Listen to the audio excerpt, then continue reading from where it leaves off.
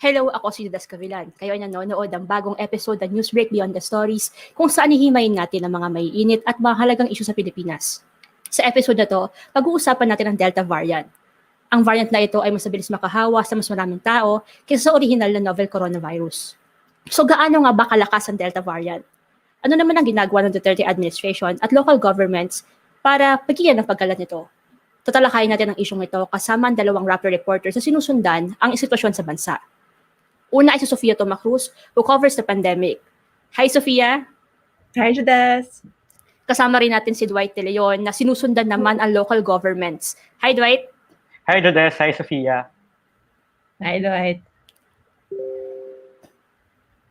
So, thank you for joining me today. Medyo importante at mahaba ang magiging usapan natin. Lalo na at timely, alam natin yung mga nangyayari ngayon, may mga potential lockdowns, tataas ang mga kaso dahil sinasabi nila ay Delta variant nga may kasalanan. Pero, Sofia, bago tayo pumunta sa Delta variant na to, pwede mo explain mo sa amin muna, ano ba ang variant, yung konsepto ng variant? Paano nagkakaroon nito from the original novel coronavirus? Kasi nag-umpisa tayo 2020, novel coronavirus. Then biglang, as months nagkakaroon ng mga variants sa UK, Africa. Tapos ngayon naman may Delta variant. So explain to us, ano ba to? Anong konsepto na to? Oo. Sige. Oo, actually, good question. So, kailangan na rin na mag-umpisa. Balik tayo sa virus mismo. The reason why there are variants is because bahagi naman ito ng evolution ng isang virus. What happens is a virus, its goal is to keep replicating itself, right? And it does that through infecting people. So once it's inside people's systems, they use the cells of humans to replicate.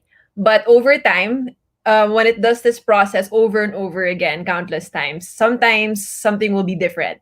So those differences cause variants. And sometimes variants, so this has been happening actually since the beginning of the pandemic. It's just part of the way a virus behaves. But sometimes those variants will be different in that they become either variants of interest, where they have certain characteristics that the WHO will watch, like characteristics pertaining to its transmissibility, how it can infect people and sicken people. And if it gets to a level where that it's globally concerning, nagiging parang variant of concern siya. So going back to your question, no, Judes, what is a variant? It's still it's the virus, but it's a mutated form of the virus, no? And it happens because it replicates itself thousands and thousands of times, and those differences are what makes viruses have different different kinds of itself, like a variant. So if there was an original variant, like you mentioned, original COVID-19, tapos may Alpha, which was the variant first found in the UK, may Delta din, which was the variant first found in India. Pero the WHO has decided not to name it so much by where it was found to prevent stigma, and instead use the Greek alphabet. The Delta variants, marami nang sinabi, no? Like, kunyari, sinasabi niya tumataas sa mga kaso dahil dito, pero parang yung characteristics niya, parang medyo kulang pa. May mga studies, may mga sinasabi ang mga experts. Pero, Sofia, based sa mga nababasa mong mga studies ng mga experts sa different countries, sinasabi ng WHO, ano nga ba ang Delta variant? Gaano ito kaiba sa ibang mga natuklasan na variants in the past? At kasi we're hearing of countries na previously were doing well in the pandemic. Sa Southeast Asia, maraming ganito. Then biglang nung dumating na yung Delta variant, ang intense na ng pagkasira ng sitwasyon nila. So, gaano ito kaiba ba? Gaano ito kalakas? Right. So, may particular traits talaga itong Delta variant, and the reason why health experts and scientists are concerned is because the traits are worrisome. First of all, mas nakakahawa siya. So, kung dati, yung original coronavirus can infect about 3 people, yung Alpha naman, mga 4 to 5. Tapos itong Delta, 8 na. So, Mm. mas nakakahawa talaga siya. And a lot of people are saying, based on reports and studies, that it also spreads quickly. So, itong Delta variant, sabi na ng WHO that it is going to become, it's well on its way to becoming the globally dominant variant of COVID-19. And take note na this variant, right, it emerged, or it was first reported in India, which was just this year, early months of the year, and already in just a few months time, it's becoming the globally dominant variant of the disease. So it really moves quickly. And aside from it moving quickly, we also know that it can infect people faster. There are reports that fleeting contact, it can take just a few minutes for the virus to transfer or to transmit to other people. And at the same time, dahil parang mas nakakahawa nga siya, and so there's also an increased risk of hospitalization, and people tend to stay sick for longer. So may prolonged hospital stay din, yung likelihood of that is higher. And what is also alarming, which a lot of people have been worried about, is that this Delta variant seems to be able to sicken people who have only had one dose of a COVID-19 vaccine. Pero effective pa rin yung 2 doses, which is why you see governments all over the world really, really trying to quicken the pace of their vaccination and widen its coverage. And which is also why you're seeing in other highly vaccinated countries na kahit may Delta variant dun, and kahit tumataas naman yung mga kaso nila, a lot of this is happening among unvaccinated people. So parang na-underscore din yung urgency of getting vaccines because it does protect people still from the Delta variant. Kinilabutan ako sa pag-explain mo kung ano yung nangyayari sa Delta variant, lalo na yung mabilis siyang kumalat. Kasi it makes sense nga, no? Kasi ngayon, nakikita mo, ang bilis tumaas sa mga numbers natin, no? At least sa ibang bansa. Pero sa Pilipinas, Sofia, I know baka it's too early for us to explain the situation. Pero coming from the context of what the variant is, ano yung kaya nitong gawin? Paano mo nakikita na nakaka-apekto ang Delta variant sa bansa natin so far? If you compare it siguro sa sitwasyon natin before the pandemic or before the Delta variant na lumabas sa balita. Actually, Jades, kahit naman, even if you would say it might be too early, in the sense that we're not really seeing what other countries are seeing yet, we don't need to get to that point, right? We don't need to get to the point where we reach, like catastrophe level situations, because we should already be learning from what is happening in different countries. But from what we know now, because we've had experiences also of previous surges supposedly driven by some other, fueled by some other variants, we know how bad things can get. And so, just recently, a few months ago, when the surge in Metro Manila and in the Philippines was really quick, we saw that there were a lot of families who could not, there are entire families getting sick. And because there were so many people getting sick, there wasn't enough space in hospitals. And so we're not at that point yet, pero we know that it can get that bad and even worse, right? So countries where the Delta variant is spreading, especially in countries where vaccination rates aren't high, which just our neighbors, right? Indonesia, Thailand, things get really, really, really bad. So, in terms of knowing that, a lot of experts that I've spoken to have said, now is the time to act. Like we cannot be slow. Even actually, it's interesting because something that the WHO said way back in March 2020, so very early days of the pandemic, is becoming extra relevant again today, which is that speed is really crucial. Speed and making decisions, and waiting to make the perfect decision is can actually be even more harmful. Like what's important really is that you act now. I will ask you later yung about sa mga ginagawa ng government, because that's in the past podcast, that's our favorite part, no? Asking or assessing the government's response, no? I've guested you in a lot of shows na in the past about sa coronavirus. And more than a year na or nearly 2 years na nandito pa rin tayo. So you mentioned nga na time is of the essence, di ba? Act fast dapat tayo. Pero there are concerns tungkol sa paraan ng pag-report at pag-detect ng variant na to. Marami ako nababasang comments online na sinasabi nila na baka naghahabol ang DOH sa pag-detect na to. Are these fears unfounded or may basihan ba? Can you explain to us din, paano ba ang proseso ng pag-detect ng variants ng mga government officials like ng DOH? Oo. Oo nga, no, Judas. Kasi medyo iba yung proseso ng pag-detect ng Delta versus just a normal COVID-19 case. So it starts out the same way, where people who have symptoms or were exposed or need to get tested.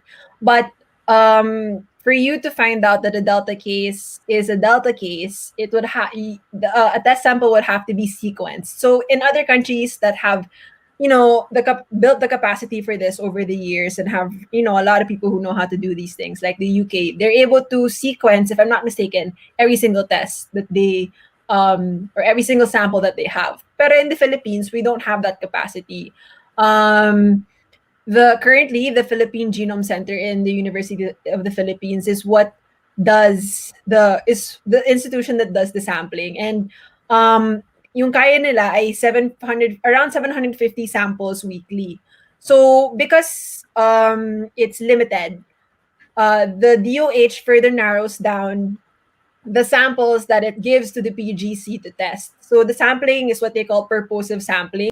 Yung ibig sabihin nun ay parang kinukuha nila yung mga samples sa mga lugar at sa mga clusters kung saan may higher likelihood daw of Delta. So that they can get a better picture of its spread, and at the same time, yun yung isang parameter, diba? Pero for you to be part, so after you're part of that group, no, where DOH has picked your samples, for you to be, to, let's say, kung parang, if you think about it like a spectrum, right? For you to get closer to being sampled in PGC, you would have to meet two other criteria, which is one, yung CT threshold, which is basically it's technical term, but basically just measures the virus in the viral load in your body. Would have to meet a certain criteria for sequencing to actually be successful. And then at the same time, your specimen has to be enough. The specimen in your sample has to be enough to be sampled. So, for example, galing ka naman sa you get tested and your sample is picked to be sequenced. If it doesn't meet those two criteria, then it technically can't really be sequenced. So there are those further narrowing factors. And I think that's also where the fear or concern of some people is based. The fact that we don't have big capacity to detect all Delta variant cases. Pero, so in a way it is founded, but at the same time, I think that what some of our experts have said, no, for example, si Dr. Ana Ong Lim, other infectious disease specialists, Dr. Alejandria and everything, they were saying that, at this point in time, because we already know how Delta behaves and because we are seeing the way it is spreading in other countries, and because we are precisely aware of all the limitations that we have in the Philippines, let's be smarter about it, right? Or rather, more practical about it. In that, let's just assume every case is a Delta case, because the alternative to kind of play it safe or to seek that confirmation can backfire in the long run, especially if we know that Delta can infect up to 8 people already, and it's just something that we have to deal with. Not all those cases really be detected. Parang reminds me of Pascal's wager na it's better to assume na it's this kesa assume na it's not. Kasi yung consequences na pag-assume mo na hindi ay mas malala than the consequences of assuming na Pero yun nga, it all boils down sa resources ng bansa natin, and it begs to parang as to us, the government, na 2 years into the pandemic, why have we not increased our capacity for this kinds of pag-detect? Pero I'll ask you later that yung about sa government natin. So before tayo pumunta sa local governments, I also wanted to ask kasi yung ginagawa ng local governments natin. We have a question from our viewers sa YouTube. sabi niya kasi we're live guys, baka di nyo alam live tayo ngayon. Yung mga viewers natin sa YouTube, sige. Yeah. Live tayo sa Facebook, sa YouTube. So guys, thank you for watching this podcast episode. Now we're talking about Delta variant. If you have any question, you can comment down below sa YouTube comment, sa Facebook, or even sa Twitter. If you're on Twitter, pwede ka mag-comment and let us know if you have any questions. We have one from YouTube. Name niya RJ Asar. Sabi niya, although I don't know if meron tayong data on this, pero okay, atas pa natin si Sofia. What's the effectiveness of wearing mask in an enclosed space against Delta variant? May gano'n na ba tayong information? Yeah, well, I mean, diba, binanggit naman namin yung mga traits ng Delta earlier on, like mas nakakahawa siya and everything. So parang, sorry, thank you for asking that question because I forgot to say earlier on that, parang at face value, nakakatakot, diba, na mas nakakahawa itong variant and everything. But one piece of good news is that so far the current mitigation measures that we have do still work. So yes, keep wearing the mask, social distancing, and at the same time, get vaccinated because that really works. And masks in particular do work. It lowers the level of risk that you have, right? So kung nasa loob ka ng isang enclosed space, a mask will help, decrease your risk of catching the virus while you're inside. So I wouldn't say, for example, drop the mask because Delta is so contagious anyway. Like, no, just keep wearing the mask because anything that you can do to protect yourself, and then you build and add upon that's what our experts and that's what the medical professionals say is the way to go. Dito talaga papasok yung dapat best tayo in assuming. Mga assumero tayo na nasa paligid na natin yung Delta variant. Play it safe naman. Hindi naman. Yeah. Play it safe. Kasi nga hindi natin alam na baka mas malala pa yung magiging mangyayari kung we drop our guards. Diba? So, Dwight, coming from that context na nakakatakot yung Delta variant, mas contagious siya, mas malakas mag-spread, ano lang ginagawa ng local governments in this face of this new variant? Is there parang missing pa bang element sa ginagawa nila? Kasi, of course, we saw before kung paano sila nag-address sa mga other variants, di ba? Ngayon sa Delta variant, anong ginagawa nila at ano pa yung pagkukulang na nakikita mo? I can't say a lot kung ano yung missing sa approach ng mga LGUs, pero at least doon sa mga local government units dito sa Metro Manila na nakausap natin, they're really all hands on deck dito sa threat of COVID-19 Delta variant. Last week, I talked to people in Pasay. Remember, Pasay was one of the first cities that really faced a COVID-19 variant-driven surge in March. And para sa kanila, they don't want to take any chances. They have a mayor na talagang nagko-conduct din ng mga online meetings with barangays, telling them what to do to strengthen their contact tracing, make sure na kilala nila yung mga arrivals, yung mga dumarating sa kanila na siguro mga returning na mga residente nila.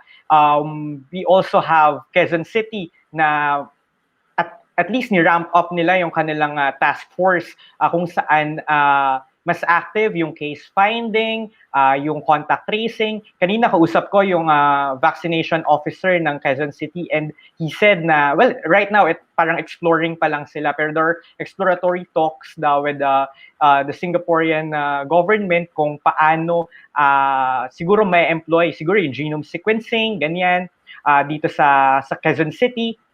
I mean, para mas maging parang sila yung mag-initiate, ganoon. Pero at this point, it's still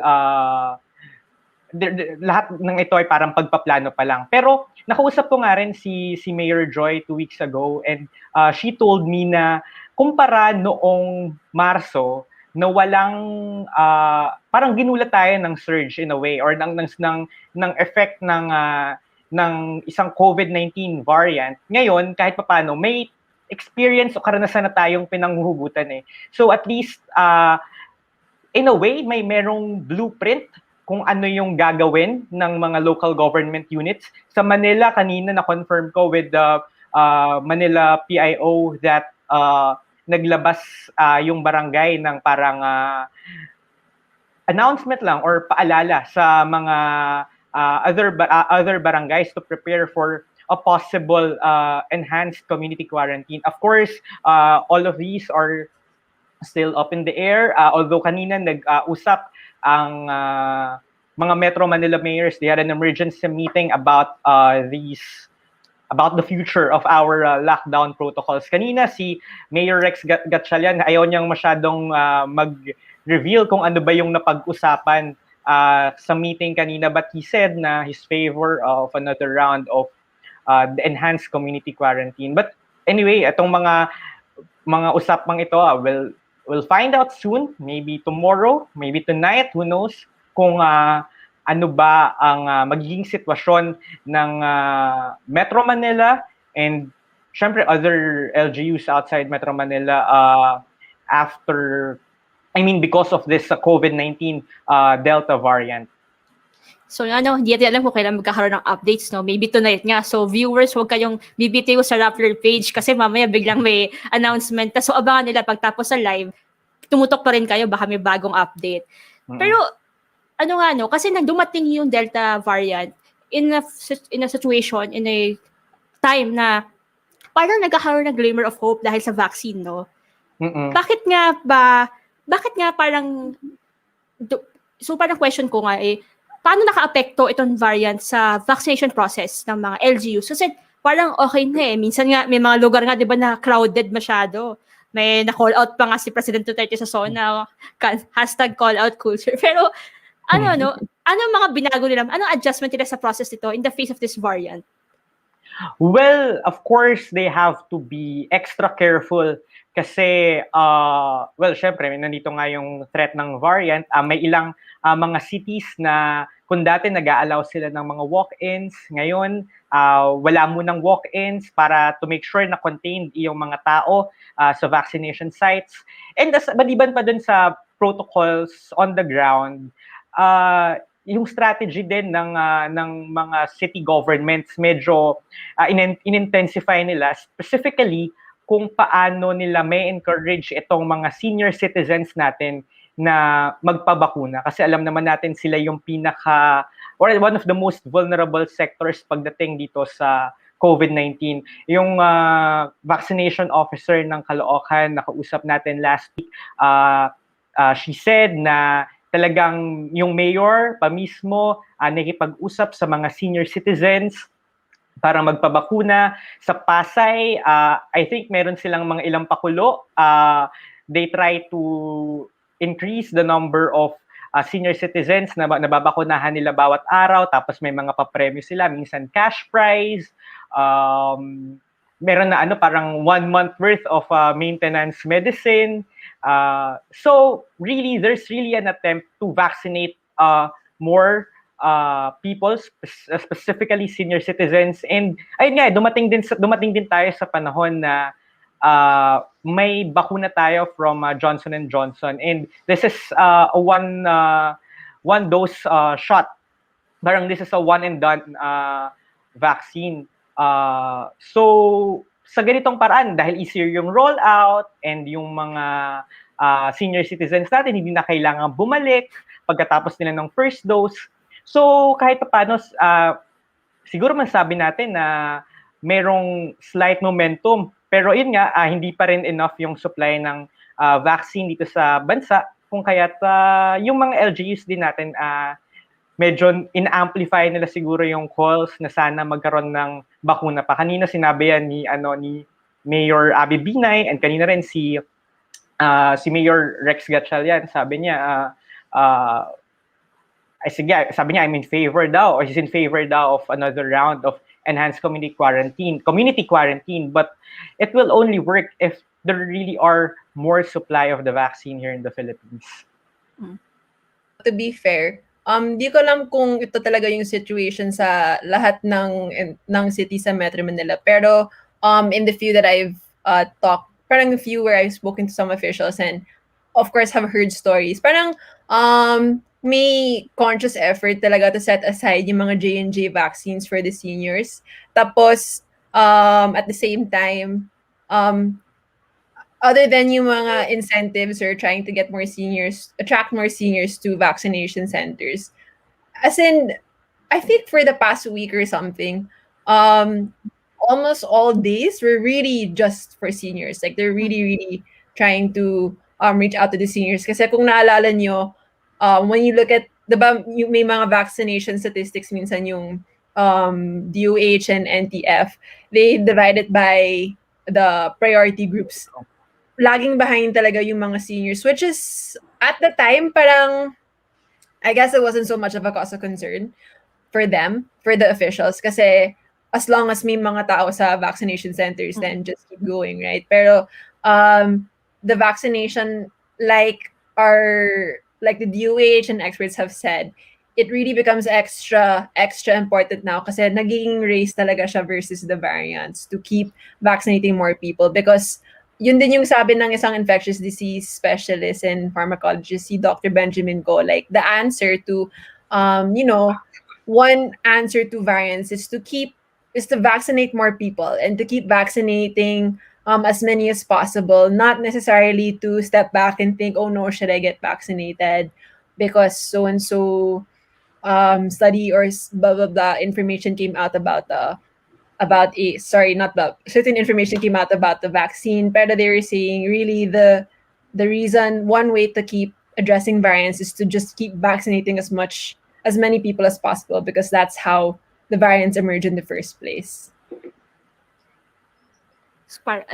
Very, like, I think sa aspeto na yan, in control pa sila kasi they adjusted naman, like what it said about the J&J vaccines. Pero Dwight, you mentioned kanina yung mga ginagawa ngayon ng mga LGUs. Pero from your coverage in the past months, ano dapat ang hindi nila dapat gawin sa harap ng banta ng Delta variant? Yung dapat iwasan nila kasi daliks sila dun sa pagginawa nila yun. Well, syempre iwasan nilang maging kampante. Kasi we've been here many times before, and may feeling kasi tayo na parang desensitized na yung mga tao. Kasi if ever, I mean, wala pa tayong lockdown talaga this time. Pero kapag nagkaroon, it's like, parang we had a surge in August, then in March, and then if ever ito yung pangatlong lockdown. And pag simula kasi nung March, nagkaroon tayo ng ECQ, then after that, MECQ, then pa-downgrade itong ating quarantine restrictions. And for the longest time, umaasa tayo siguro in a way na makakarating kaya tayo sa MGCQ kasi hindi pa yata natin, at least yung Metro Manila, hindi pa ata ito na-reach. Tapos hindi pa tayo bumabalik. Or hindi pa, ang layo pa siguro kung makarating tayo sa new normal. So, siguro dapat yung mga LGUs, remind then their citizens that the threat of the Delta variant should not be underestimated. Kasi ang daming sabik na rin lumabas sabik tayo to reopen our economy, and syempre, a year and a half into on lockdown really affects our well-being. But people have to realize that if maging kampante tayo now, mas maging drastic yung consequences because baka mas lalo pa tayong mapunta sa mas worst kind of lockdown. Nakausap nga natin si Dr. Tony Liachon in a story for last week about whether Metro Manila is prepared for a lockdown, and he said na the problem is kulang tayo sa sense of urgency, and kung maaga natin i-prevent or i-mitigate yung risks of the COVID-19 Delta variant, then it would be faster for us to get out of this situation. Very dire warning na dapat hindi tayo kampante. So, listeners, audience, wag maging kampante. So, Sophia, gusto ko naman tanungin din yung mga nangyayari ngayon sa outside Metro Manila.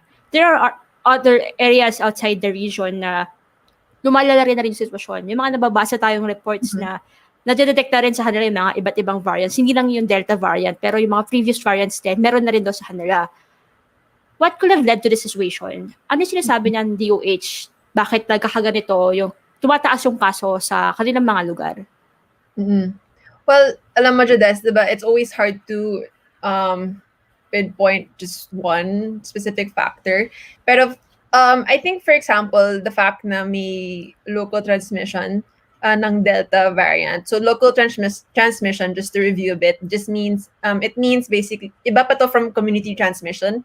Local transmission means parang may nakikita silang links between clusters so they can see that how the virus is spreading. Pero yung community transmission is when the virus is so widespread that it's hard to pinpoint the sources of certain cases. So, yun nga, 'di ba? So may local transmission. And kung babalik pa tayo sa earlier in this discussion when I mentioned that one of the expert advisors for the government mentioned that we should be treating each case like it's Delta now. That can also be a reason or perhaps a factor behind why there are other regions where cases are increasing and where the situation is also getting more concerning, where health systems are more stressed because the virus, it might be a used phrase by now, pero yun nga talaga, like the virus doesn't respect borders, and so that's true for the Philippines as well.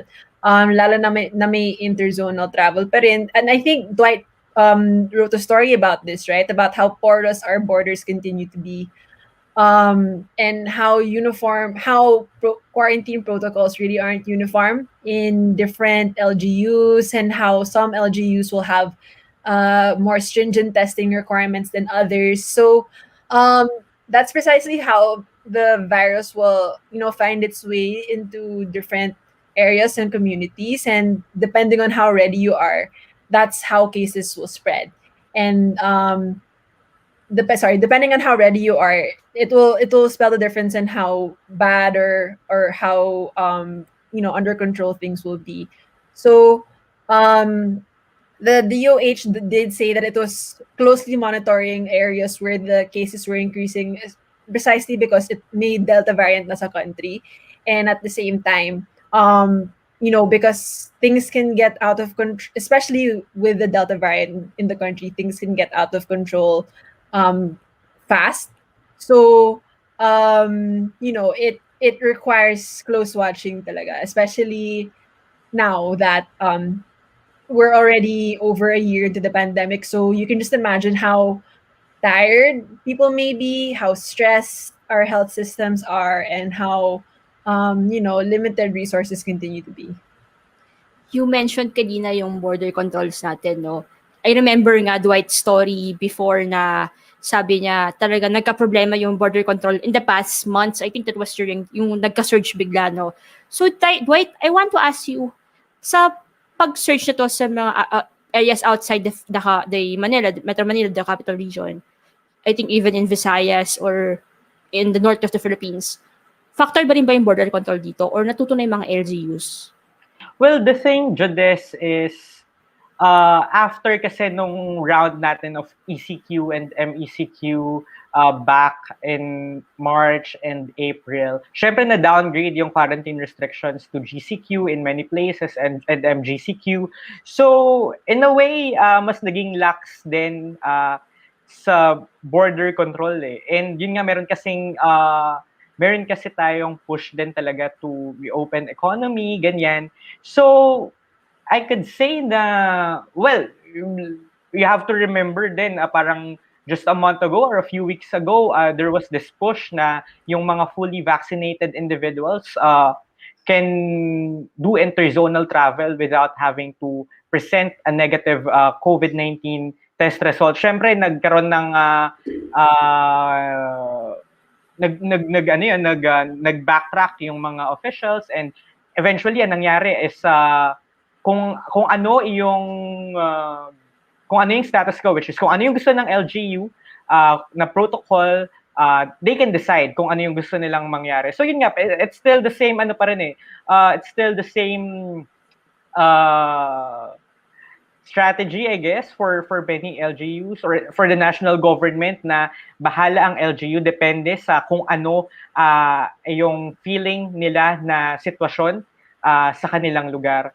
And of course, meron tayong mga anecdotal reports na sa mga in areas na may tourist hotspots, medyo tumataas yung cases. And then may mga provinces na well, maliban sa tumataas yung cases nila, worried, well, yun nga, nagla-lockdown sila, ganyan. So, at this point, it's really a cause for concern. It's worrying, no? Kasi of course, you mentioned yung mga tourist sites din. Kasi parang, I know, magkakaroon ng campaign, di ba, ang government na to boost local tourism. At the same time, I'm reading comments, I'm hearing some sentiments from the locals in this tourist spots. For example, parang isang beach destination in the Philippines, di ba? Parang nagrereklamo na sila na tumataas na yung cases nila, pero parang hindi pa rin tinitigil or hindi pa rin pinipigil or binabawasan yung mga pumupuntang mga turista. So that's something that the government and the local government and national government should take into consideration, no?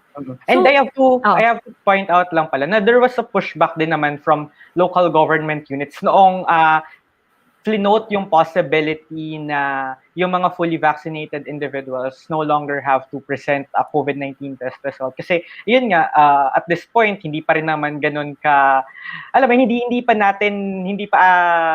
maganda yung sistema ng ating mga vaccination cards. They say madali siyang pekein, wala pa tayong centralized system. So yung, paano ba, yung backbone siguro, hindi pa siya talagang in place eh. So mahirap luwagan yung borders natin at this time. Pero ayun nga, dahil may push for the economy to reopen, well, it's yung mga tao they face the risk of being exposed to the virus. Oo. Pero diba, Dwight, other than border control, naalala ko kasi yung sabi ng yung isang parang paalala ng DOH to us, but at the same time yung mga local governments din, they were calling on the officials to really parang shorten yung time between isolation and detection and isolation kasi bago pa na-confirm yung local transmission dito sa Pilipinas and everything, they were already trying to get that down, get the period between detection and isolation down to 5 days, which is, mind you, is already, it's not the ideal. Yung ideal pa rin ay 1 to 2 days. Okay, pero may 1 to 2 days, yeah. So, I remember aside from border control, yun din yung isang important factor that health officials really ask local government officials to hammer down on the narrowing the time from detection to isolation. Pero that also goes back to so many other different problems like contact tracing and we can go on and on about it. Yeah. So now that we know the situation that's being parang brought to us by Delta variant, Dwight and Sofia, siguro Dwight can answer first. Ano dapat yung pagtuunan ng pansin ng government ngayon para labanan itong pagkalat ng variant na to? Considering na we have two next year elections, umpisa na yung mga campaign trail, and whether we like it or not, talaga magkakaroon ng mga parang small gatherings dahil sa mga kampanya, even not in Metro Manila, maybe in other regions in the country. Parang reality yan eh. Mangyayari talaga kahit ayaw natin, kahit 10 people, 15 people, which is delikado pa rin. Ano dapat pagtunan ng government if they want to take control of the situation before next year? Well, napag-usapan na nga natin kanina, they really have to ramp up vaccinations. Kung alam mo yun, kung makakarating lang talaga sa atin yung vaccines as soon as possible. Kasi the situation on the ground, or at least what people are saying, what LGUs are saying, people are willing to be vaccinated. Na sometimes it's not really, I mean, of course, the vaccine hesitancy is real, pero may mga LGUs na mataas yung demand ng mga taong gustong magpabakuna. The only problem is that the vaccines are not available. So in as much as they want to ramp up vaccinations or sustain the momentum, it's just not possible when the supply isn't there. Sophia? Well, to go back then a little bit to the other strategies. Of course, important pa rin talaga yung vaccination. Pero I just want to point out as well na hanggang ngayon naman lahat ng experts, they will always say that, of course, vaccinations are very important, but there are also many, many, many other things that we can do aside from just rely on vaccines and just go back and forth between lockdowns. Because now na parang may, nagsicirculate ulit ng mga messages na baka may ECQ and everything. Whether or not that actually comes through, it's only a limited amount of time, right? And the whole reason why you have an ECQ is to strengthen other measures like testing, tracing, your health systems, to help strengthen them too, and other measures as well. We have a story coming out on that too, so Yeah. please, we'll look out for it and read it. But yeah, I just want to point out that vaccines aren't the only answer. They aren't the only thing that we can fall back on. There's testing. Of course, the testing is really, the capacity is really increased, but now the issue is access, right? The tests are still so expensive, and contact tracing is really an area that needs a lot of improvement. And there are many things that go into that. A lack of workers, and at the same time, parang weak internet and weak connectivity across the country. So there's that too. So if you ask me, no, Jades, may laking pabasa response. There will always be something that we can do better because the virus is still here, right? And as long as the virus is still here, and there are people who are unprotected and unvaccinated, or quite frankly don't have the chance or the option yet to get a vaccine, they're still waiting. The virus will always keep mutating, like we mentioned earlier on in this conversation. So, yun lang. I think it's a question that we're going to keep asking ourselves, months from now still. Hopefully not years, pero months from now still. Because yun nga, while we have done, measures have been done, there will always be more and more to do. Meron tayong question from our viewers sa Facebook. Si Paul Carson. Hi, Paul. Thank you for asking this. I'm not sure if nasagot mo to, Sophia, kanina, pero baka pwede mong balikan ulit. Pero sabi niya, bukod sa mabagal na vaccination, ano pang in-expect natin sa mga laboratories and sequencing facilities? Hanggang ngayon daw evident na napag-iwanan ang laboratories dahil sa cases nung April pa. Saka lang nalaman na Delta variant pala kasi palaging overloaded ang mga testing facilities and labs natin.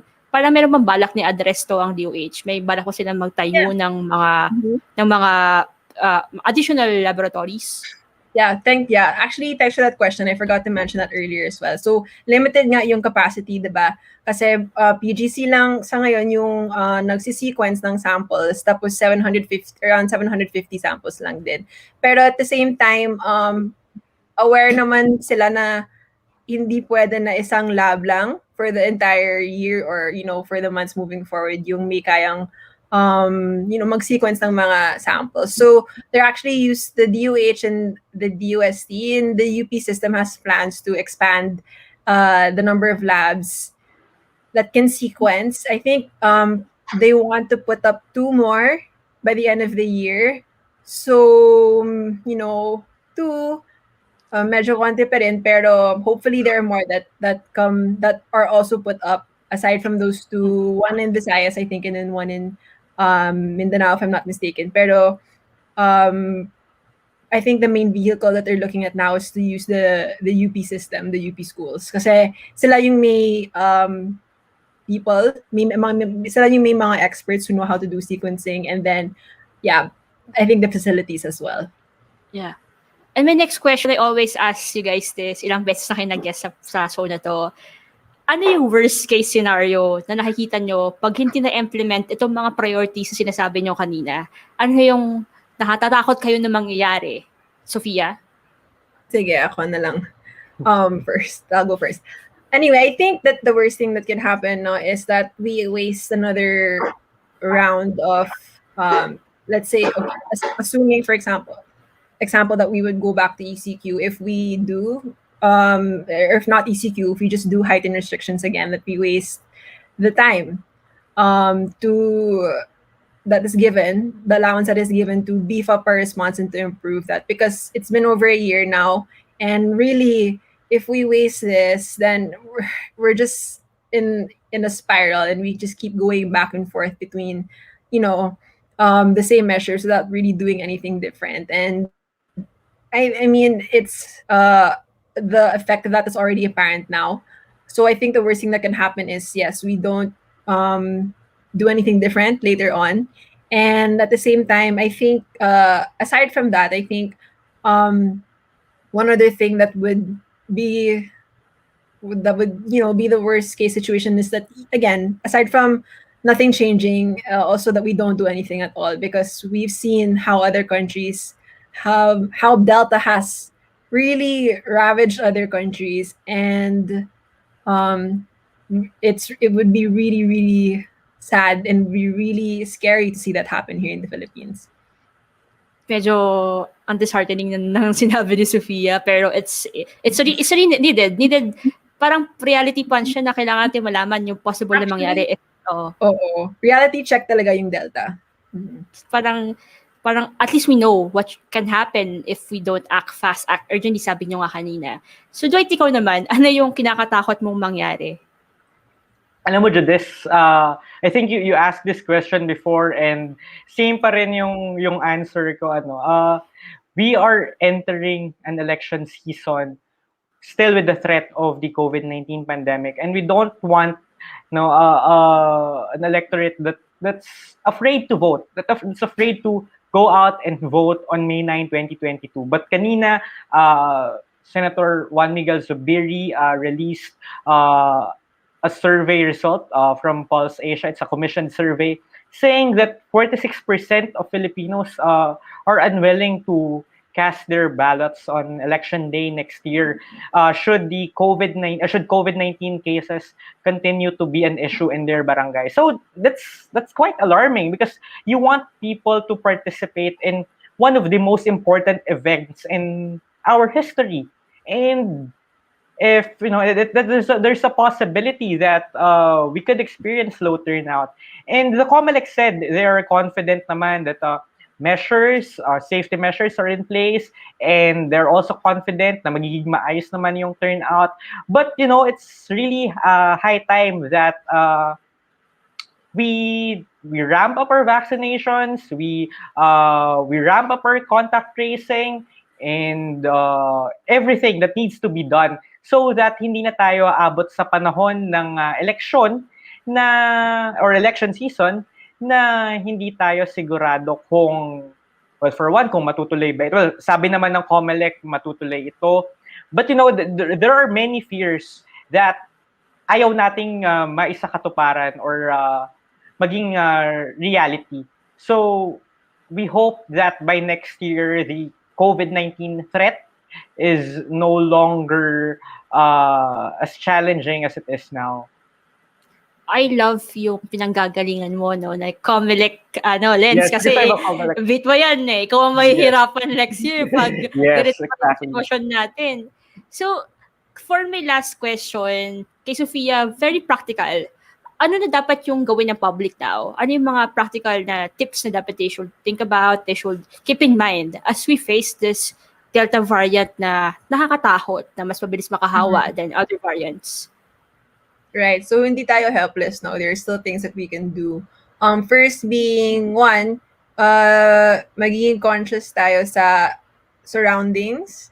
So kung enclosed yung space, kung may option na outdoors, go for the outdoors. Keep wearing the mask, the face shield, follow physical distancing, get vaccinated as soon as possible once you're eligible, and don't forget to get your second dose. And kung no choice but to stay in enclosed spaces, try to lessen your risk by, limiting the time that you're in that place, and don't be afraid to get tested if ever, so that you can protect yourself and the people around you. So, thank you for that information, Sophia. Parang takeaway ko sa episode na to, nakakatakot kasi nga yung reality ng Delta variant ay worse than other variants. But at the same time, we can do a lot more just by, for example, in our own homes, we continue to wear our masks and at the same time, get vaccinated if the opportunity arrives. So yun, thank you so much, Sophia and White, for joining me today and for explaining to us itong Delta variant, kung ano ginagawa ng pamahalaan at ano yung dapat gawin natin as individuals para matigil yung pagkalat pa nito at bumalik na tayo sa normal. Thank you for having me. Thank you for having us. Enjoy the discussion. And thank you, listeners and viewers for watching and keeping up with our discussion. Kung meron kayong mga tanong na hindi natin nasagot sa episode na to, pwede kayong mag-comment pa rin sa video nito, sa Twitter, pwede nyo kami itag sa Twitter, sa Facebook, at sasagutin namin to nila Dwight, Sophia, and mga other rapper reporters na nagko-cover ng pandemic. Ituloy natin yung discussion offline. And if ever, na whatever you get from this episode, isama nito sa discussion nito ninyo with your families, with your friends, para ma-continue yung discourse, para makatulong sa sitwasyon natin. Kung gusto niyo nang sundan yung issue na to, pwede rin kayong mag-like at mag-follow sa Facebook and Twitter ng Rappler and Newsbreak. Samahan niyo ulit kami next week para sa bagong episode ng show na to. Ito ay magiging weekly na Newsbreak Beyond the Stories. Meron tayong mga bagong guests at mga iba't ibang topic ang pag-uusapan natin. So, ako si Judes Gavilan and this is Newsbreak Beyond the Stories.